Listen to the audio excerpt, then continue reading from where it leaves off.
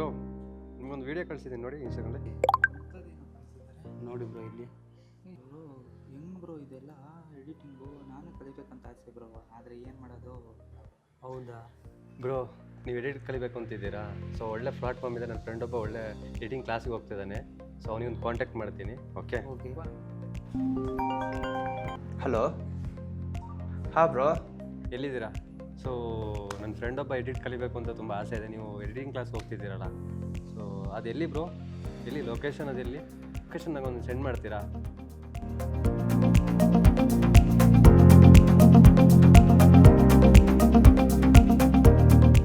Welcome to big screen studio academy guys.